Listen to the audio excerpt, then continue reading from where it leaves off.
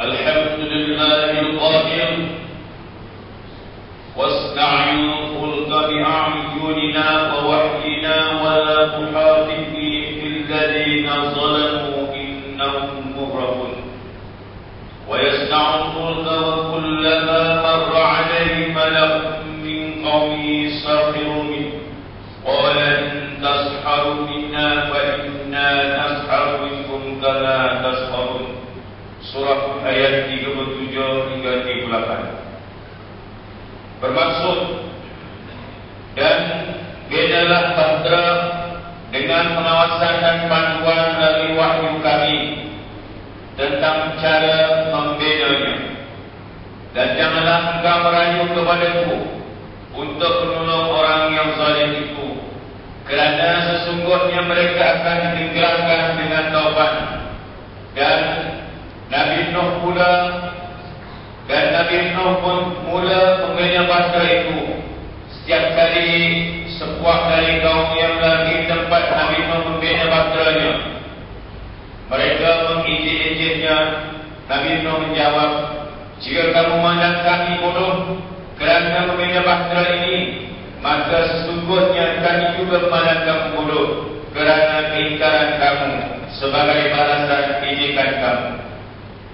Asyhadu an la ilaha illallah wahdahu la syarika lah wa asyhadu anna Muhammadan abduhu wa rasuluh.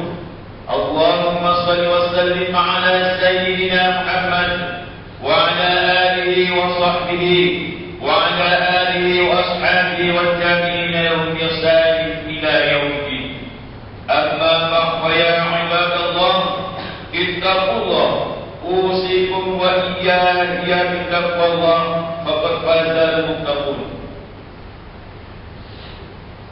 Para tetamu Allah yang dihormati, bertakwalah kepada Allah Subhanahu wa taala dengan sebenar-benar takwa, dengan melaksanakan segala perintah dan menjauhi segala larangannya. Mudah-mudahan kita sentiasa berada dalam rahmat dan keridhaan Allah Subhanahu wa taala di dunia maupun di akhirat. Mimbar akan memperdengarkan khutbah bertajuk musim ke-7 persiapan menghadapi banjir.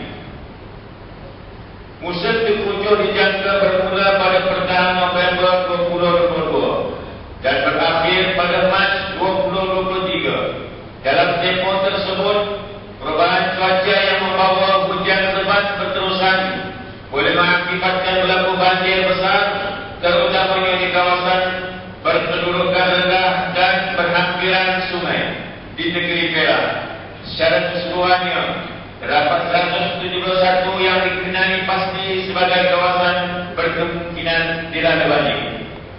Berpatukan rekod purata laporan hujan tahunan, Jabatan Pemairan dan Saliran dalam tahun 2022 negeri Perak dianggarkan merekodkan taburan hujan sebanyak 22,420 mm sehingga 26 Oktober. Taburan hujan yang telah turun hanya 1.333 mm, menyamai nisbah 56% daripada jumlah keseluruhan purata taburan tahunan. Bermakna masih terdapat bagi 1.065 mm atau 44% hujan yang dijangka akan turun antara bulan November dan Disember. Diramalkan hujan lebat akan turun secara berterusan dalam bulan November dan Disember 2020. Jemaah yang dirahmati Allah, Islam amat mengutamakan kemuslihatan manusia. Umat diseru agar membuat persiapan menghadapi banjir. Nabi Allah Nuh AS sebagai contoh melakukan persiapan untuk menghadapi musibah dengan membina bahtera.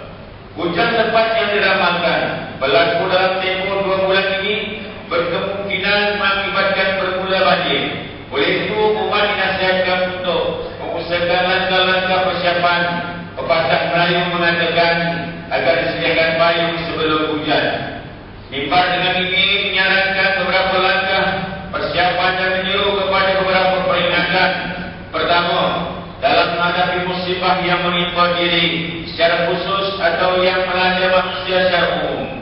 Perbuatan mengeluh, menyalahkan takdir dan menuding jari kepada orang lain tidak akan menyelesaikan masalah. Apa yang wajar dilakukan adalah bermuhasabah diri dengan melihat dan mengenal pasti bentuk serta punca setiap musibah dan bagaimana cara terbaik untuk mengenali sesuatu musibah. Sebaik-baiknya tindakan ketika menghadapi apa jua musibah adalah beristighfar atau memohon ampun kepada Allah agar dosa serta kesalahan yang dilakukan sama ada yang disedari maupun yang tidak disedari. Yang kedua, umat disuruh perbanyakkan berdoa agar dihindari hujan yang boleh menyebabkan musibah banjir seperti yang diajar oleh baginda Rasulullah SAW. Allahumma hawalaina wala alaina. Maksudnya, ya Allah, jadikanlah hujan ini di sekitar kami, bukan tempat di atas kami. Riwayat Al-Bukhari. Ketiga, membersihkan longgang dan laluan air daripada halangan dan tersumbat dengan sampah sarap. Hentikan perbuatan membuang sampah ke dalam longgang, parit dan sungai, serta pastikan saluran najis tertutup rapat supaya air banjir tidak masuk melaluinya. Keempat, dapatkan maklumat terkini tentang banjir melalui radio dan televisi, jawatan kuasa pengurusan banjir daerah atau pihak-pihak yang berkaitan. Kelima, mengetahui pusat pemindahan, pusat bantuan bencana serta pusat kawalan operasi banjir di tempat masing-masing. Simpan dalam telefon bimbit nombor talian pusat kawalan operasi banjir di daerah atau balai tulis terdekat. Bimbing ahli keluarga untuk mengetahui cara bertindak semasa berlaku kecemasan. Keenam, bertindak segera bila terdengar bunyi seren amaran. 33 buah sistem amaran awal banjir, yaitu stesen siaran, telah dipasang di sekitar kawasan sungai untuk memberi amaran apabila air sungai melalui naik ke paras bahaya. Seren amaran kepada banjir akan berbunyi 2 kali. Seren pertama akan berbunyi apabila aras air laut berada di paras berjaga-jaga. Seren kedua akan berbunyi apabila aras air berada di peringkat bahaya.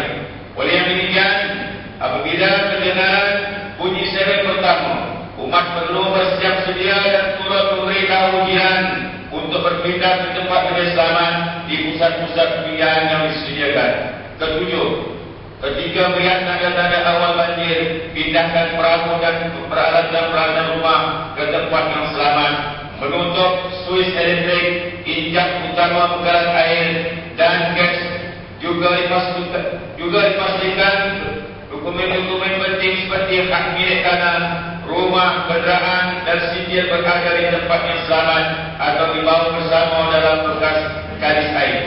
Yang ke-8, menyediakan peralatan kecemasan seperti lampu, picit dan pelampung, ubat-ubatan dan alat perubatan, bekalan makanan terutamanya susu bayi dan makanan kanak-kanak, juga pakaian panas dan selimut terutamanya untuk keperluan kanak-kanak dan warga tua. Dan yang ke-9, elakkan daripada melalui kawasan banjir dan arus yang deras yang boleh mengakibatkan, yang boleh menghanyutkan. Tidak bersiar-siar di kawasan banjir sama ada dengan sampan maupun berjalan kaki. Tidak menyentuh mana-mana kabel atau wire yang jatuh. Melarang kanak-kanak daripada bermain-main di tepian longgang sungai, tasik-tasik atau lumbung. Yang ke-10, kaum keluarga dan sanak saudara seluruh melaksanakan tanggungjawab bertuki payah.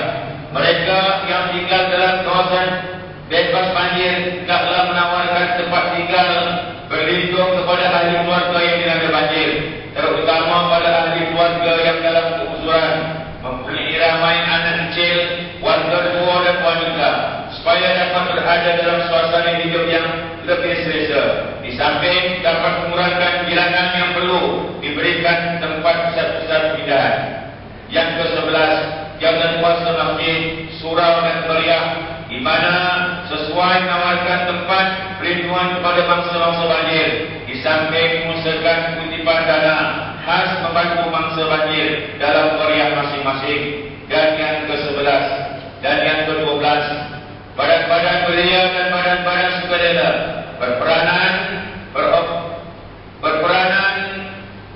proaktif menawarkan khidmat dan tenaga melalui berbagai kerja kebajikan membantu mangsa-mangsa banjir, semasa banjir dan pasca banjir.